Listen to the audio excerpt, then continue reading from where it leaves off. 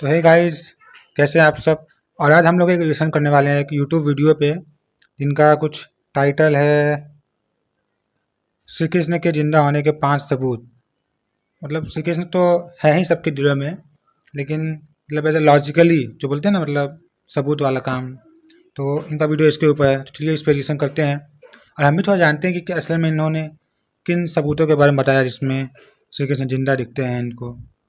मतलब कौन से वो 5 सबूत है जिनसे पता चलता है कि श्री कृष्ण अभी भी जिंदा हैं, या फिर उनका कुछ वो था। मतलब जैसे अभी काफ़ी लोग बोलते हैं कि वो कहानियाँ थीं, लेकिन कार्तिकेय मूवी में बताता है कि ये कहानियाँ नहीं हैं, ये हमारी हिस्ट्री है।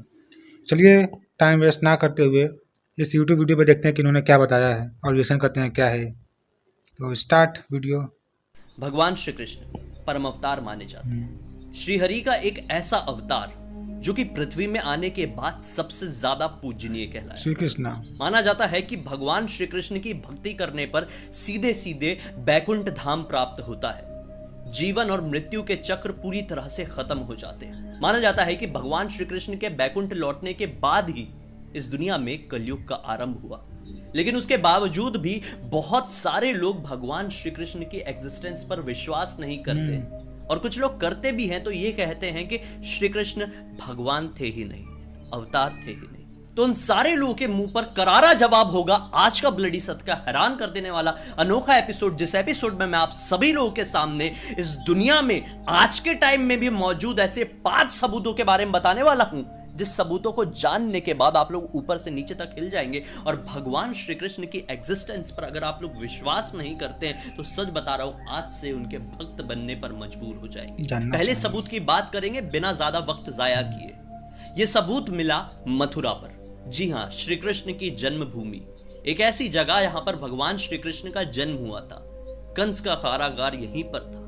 माना जाता है कि भगवान श्री कृष्ण के जन्म के बाद काफी सारी लीलाएं प्रकृति ने रची थी।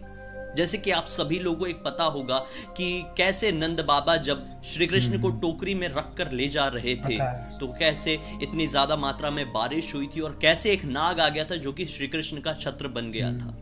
दोस्तों, क्या आप लोग ये बात जानते हैं कि आज से ठीक 97 साल पहले मथुरा में स्थित विश्राम घाट के पास के एक मंदिर में खुदाई की गई थी, जिस खुदाई में यह शिलालेख मिला।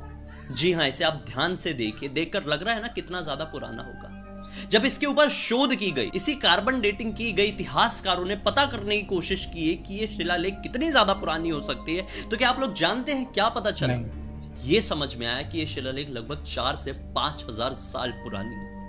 अगर 4 से 5 हजार साल पहले, बहुत सारे लोग ये भी सोच रहे होंगे कि इतनी पुरानी चीज अभी तक कैसे एग्जिस्ट करेगी, तो करती है। डायनासोर्स के भी अवशेष ऐसे ही मिले थे ना, तो ऐसे ही श्री कृष्ण का एक प्रमाण मथुरा की भूमि चीर कर दुनिया वालों के सामने निकला, और ऐसे लोगों के मुंह पर करारा तमाचा पड़ गया जो कि भगवान श्री कृष्ण की एग्जिस्टेंस पर विश्वास नहीं करते थे। अरे अगर आप लोगों ने आर्यभट्ट के बारे में सुने होंगे या पढ़े होंगे तो आप लोगों को पता होगा कि आर्यभट्ट ने भी ये बताया था कि महाभारत का युद्ध करीब करीब 3100 ईस्वी पूर्व हुआ था। 4 से 5 हजार साल पहले के सबूत, अगर ये काल्पनिक घटना होती तो केवल आज की दुनिया के सामने ही होती। कैसे? अगर ये काल्पनिक थी तो इतने पुराने जमाने में भी एग्जिस्ट करती थी। श्री कृष्ण का वजूद इस दुनिया में था। पहले सबूत से ये समझ में आ जाता है दुनिया का कोई भी इंसान टाल नहीं सकता। आइए अब दूसरे सबूत की बात करते हैं, जो कि है द्वारका नगरी का। अब सभी लोगों को पता होगा, महाभारत के युद्ध के बाद गांधारी ने भगवान श्री कृष्ण को श्राप दे दी थी कि आपकी नगरी पूरी तरह से समाप्त हो जाएगी। गांधारी के श्राप की वजह से ही महाभारत के युद्ध के 35 साल बाद द्वारका नगरी में कुछ ऐसी घटनाएं घटी जिस वजह से काफी कुछ खत्म हो गया। काफी सारे वीडियोस में मैं आप लोगों को जानकारी दे चुका हूं, इसके डिटेल में हम नहीं जाएंगे, लेकिन यह जान लीजिए कि एक ऐसी आपदा आई थी जिसकी वजह से पूरी द्वारका नगरी समुद्र में समा गई थी। जब ये बात दुनिया वालों के सामने आई, दुनिया इतनी ज्यादा एडवांस हो गई, तो वहां के पास के समुद्र में इतिहासकारों ने खोज करवाई। ये तो पता होगा ना कि उस खोज में समुद्र के अंदर से कुछ ऐसे अवशेष मिले थे जो कि सीधे सीधे ये दावा कर रहे थे कि ये अवशेष किसी और से नहीं बल्कि श्री कृष्ण से ही रिलेट करते हैं, जिनका जिक्र काफी बार हमें काफी सारे ग्रंथों में, काफी सारे पुराणों में भी मिला है। कार्बन डेटिंग करने पर इनके भी ये पता चला कि ये सारे अवशेष 4 से 5 हजार साल पुराने हैं। अगर श्री कृष्ण, महाभारत और द्वारका नगरी काल्पनिक थी, तो कैसे समुद्र के अंदर से एक पूरी की पूरी नगरी मिली जो सीधे सीधे प्रूव कर रही थी कि ये सारे प्रमाण सीधे सीधे श्री कृष्ण से ही रिलेट करते हैं। आइए अब बात करते हैं तीसरे नंबर के सबूत की, जो कि कोई और नहीं बल्कि है निधिवन का सबूत। काफी सारे वीडियोस में बेशक, और मैं खुद जाकर भी वहां पर दर्शन किया हूं ऐसी पावन भूमि का, आप लोगों को बताया हूं जाकर भी, बैठे बैठे भी, कि निधिवन कितनी चमत्कारी जगह है। ये एक ऐसी जगह है जहां पर भगवान श्री कृष्ण आज खुद आते हैं और इस प्रमाण को कोई भी झुटला नहीं सकता। हर सूर्यास्त के बाद निधिवन के पट को पूरी तरह से बंद कर दिया जाता है और अलौकिक रोशनी को भी निकलते हुए कई बार बाहर से देखा गया है। निधिवन के अंदर कौन सा चमत्कार होता है कौन सा नहीं, ये तो आज तक किसी को नहीं पता चला, लेकिन हाँ, काफी सारे लोग जिन्होंने जाने की कोशिश किए हैं, जो कि भगवान श्री कृष्ण की भक्ति के वजह से उनके तेज को बर्दाश्त कर पाए हैं, उनसे ये चीज तो दुनिया को पता चली है कि भगवान श्री कृष्ण निधिवन में आज भी अपनी गोपियों संग, राधा रानी संग प्रकट होते हैं। वहां के मंदिर में भी काफी सारे ऐसे आए दिन सबूत मिलते हैं जिसे देखकर आप नहीं झुटला सकते श्री कृष्ण की एग्जिस्टेंस को, और ये भी कि आज भी वो निधिवन में आते हैं। जी हाँ, अगर आप यहाँ के मंदिर के बारे में देखेंगे तो मंदिर के पट बंद होने से पहले एक सेज सजाई जाती है, और सुबह उठकर जब वापस से खोला जाता है तो जो पिछली रात को सेज सजाई गई थी वो बिखरी हुई मिलती है, प्रसाद पान झूठा हुआ मिलता है, दातून किए हुए मिलते हैं, और श्रृंगार का सामान जो राधा रानी के लिए रखा गया था वो भी उपयोग किया हुआ दिखाई देता है। निधिवन के पेड़ों को ही आप देखेंगे तो वो पूरी तरह से खोखले दिखाई देते हैं, लेकिन ऊपर की तरफ से पूरे हरे भरे। ये कैसा चमत्कार हो सकता है? लोग ये भी मानते हैं कि ये जो पेड़ हैं ये दरअसल गोपियां ही हैं जो हर सूर्यास्त के बाद अपने असली रूप में आती है, श्री कृष्ण के साथ रास लीला होती है और फिर उसके बाद वो चले जाए। अब रास लीला को मिसअंडरस्टूड मत कीजिए, रास लीला मतलब एक नृत्य कला होती है, डांस फॉर्म।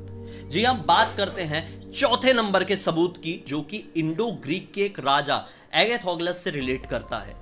दरअसल उस जमाने में जो राजा रानी हुआ करते थे, किंगडम साम्राज्य संभालने वाले लोग हुआ करते थे, वो लोग जो करेंसी डिजाइन करते थे तो उनके पीछे अक्सर जो बहुत ही स्ट्रांग लोग, बहुत ही जाने माने लोग, देवी देवता होते थे, उनकी तस्वीर को छपवाया करते थे। तो इंडो ग्रीक किंग एगेथोगलस ने भी अपने एक किंगडम में करेंसी बनवाया था, जिस करेंसी को आप ध्यान से देखेंगे तो क्या पाएंगे? भाई यही पाएंगे कि सीधे सीधे ये करेंसी श्री कृष्ण को ही दर्शा रही है। ध्यान से देखिए, देखकर ये समझ में आ रहा है कि कोई खड़ा है जिनके हाथ में सुदर्शन चक्र है, कमर में एक तलवार बंधी हुई है। साफ साफ समझ में आता है कि ऐसा उल्लेख किसी और के बारे में नहीं, श्री कृष्ण के बारे में ही मिलता है। इसकी भी जब कार्बन डेटिंग हुई, समझ पाए इसे लोग, तो इतिहासकारों ने क्लियर किया कि ये करेंसी आज से 120 से लेकर 180 ईस्वी की, वो जमाने में तो टीवी फिल्म पिक्चर एग्जिस्ट नहीं किया करते थे ना, तो फिर क्यों काल्पनिक कहानियां बनेंगी? सच्चाई रही होगी तभी तो देश विदेश के शासक भी इस चीज के ऊपर विश्वास करते थे और सबूत के तौर पर दुनिया के सामने उन्होंने भी लाने की कोशिश किए थे। खैर, अभी डायरेक्टली बात करेंगे 5वें नंबर के सबूत की। दोस्तों, श्रीमद् भगवद गीता कभी पढ़े हैं? हाँ पढ़ा। नहीं पढ़ा। पढ़कर देखिए, काफी मस्त है। समझ में आएगा कि एक ऐसा महापुराण, एक ऐसा महाग्रंथ कोई इंसान लिख ही नहीं सकता। ऐसे ग्रंथ, ऐसे पुराण को लिखने के लिए दिव्य ज्ञान होना बहुत ज्यादा जरूरी है, और किसी इंसान के पास इतना ज्यादा ज्ञान होना असंभव है। लोगों की माने तो श्रीमद् भगवद गीता में मौजूद हर एक श्लोक के ऊपर एक नई पुस्तक लिखी जा सकती है। इसमें इस तरह का परम ज्ञान है जिसे पढ़ने के बाद आप जीवन, मृत्यु, रिश्ते, नाते, मोह, माया सब कुछ डिटेल में समझ सकते हैं। विश्वास मानिए, ये पढ़कर आप लोगों को समझ में आ जाएगा। माना जाता है कि श्रीमद् भगवद गीता में वो सारी चीजों का उल्लेख है जो कि भगवान श्री कृष्ण ने अर्जुन के सामने महाभारत के युद्ध शुरू होने से पहले की थी। और ऐसे दोस्तों ना जाने कितने सारे प्रमाण हैं जो मैं कभी कोशिश करूंगा ना आप लोगों के सामने लेकर आने की, तो एक वीडियो ना मेरा 50 घंटे का बन जाएगा। सही में दोस्तों, किसी एक ग्रंथ या पुराण को पढ़कर हम भगवान श्री कृष्ण के इतिहास को, उनकी जीवन को हम नहीं समझ पाएंगे। उनका जीवन बहुत बड़ा रहा होगा, बहुत बड़ा। कैसे एक ग्रंथ या पुराण की मदद से हम उनके जीवन को समझ सकते हैं। लेकिन आज की दुनिया में भी आप अपने इर्द गिर्द भी नजर डालेंगे ना, तो आप लोगों को बेशक इतने सारे प्रमाण मिल जाएंगे जिन प्रमाण को आप नोटिस करने के बाद किसी भी तरह से उनकी एग्जिस्टेंस को नकार नहीं पाएंगे। उम्मीद करता हूं कि आज के इस वीडियो में दी हुई जानकारी आप सभी लोगों को अच्छी लगी, काफी अच्छी लगी। इस वीडियो को अब तक देखे हैं, पसंद किए तो लाइक करके शेयर जरूर करना अपने दोस्तों और परिवार वालों के साथ, ताकि सच्चाई सभी लोगों तक पहुंचे एक मनोरंजन के साथ साथ। चलिए दोस्तों, इंस्टा की लिंक इस वीडियो के डिस्क्रिप्शन बॉक्स में मिल जाएगी। मुझे पहली बार देख रहे हैं तो चैनल को सब्सक्राइब करके बेल आइकन दबा के ऑल के ऑप्शन में क्लिक कर देना, क्योंकि इसी दोस्तों यहाँ पे वीडियो ख़त्म हुई और उन्होंने शेयर करने के लिए बोला तो हम अपने चैनल पे शेयर कर ही रहे हैं रिएक्शन वीडियो करके। तो काफ़ी अच्छा लगा मुझे इनका जो बता रहे थे श्री कृष्ण के बारे में, और जो टॉपिक्स रखे उन्होंने 5 टॉपिक्स जिनसे ये प्रूव होता है कि श्री कृष्ण भगवान हैं। तो काफ़ी अच्छे तरीके से उन्होंने समझाया और मतलब हमें भी समझ में आया, आपको भी समझ में आएगा उम्मीद है। और एक तरह से कान्हा जी हमारे फेवरेट हैं, मतलब ऐसे फेवरेट नहीं, पता नहीं, समझा नहीं सकते, लेकिन हम मानते हैं और महसूस भी करते हैं उनके एग्जिस्टेंस को। और आप लोग भी महसूस करेंगे जब आपको ज़िंदगी में कोई रास्ता नहीं मिलेगा तो माधव ही आपको रास्ता दिखाएंगे। और जितना भी उन्होंने मतलब बताया कि हाँ क्या क्या था, कैसे कैसे था, जो भी मतलब प्रमाण दिए इन्होंने उनके होने का, तो काफ़ी अच्छे हैं और रियल हैं। आप लोग सर्च भी कर सकते हैं यूट्यूब पे या फिर गूगल्स पे, कहीं पे भी। मतलब खुशी है कि कई लोग असली चीज़ें दिखाना चाहते हैं, मतलब हमारे कल्चर को, हमारा जो हिस्ट्री है। It's not mythology, it's history. अगर आपको नहीं पता ये क्या है तो खाली टिकट 2 जाके देखिए, उसमें बताया गया है। ये सिर्फ माइथोलॉजी नहीं है, ये सिर्फ कहानियाँ ऐसा नहीं है, हिस्ट्री है, हिस्ट्री। वरना कहाँ पे लिखा होगा ये सब कहीं पे होगा तभी ना। आप लोग 2+2 4 बोलते हैं, वो किसने बोला है? किसी सर ने आपको बताया तो वो 2+2 4 हुआ। तो इतने सारे किताबें लिखे गए हैं, इतने सारे पुराण लिखे गए हैं, तो कोई होगा ना लिखने वाला या फिर कोई बताने वाला। तो ऐसे ही ये सब चीज़ें भी होती हैं दोस्तों, आप लोग को माननी चाहिए।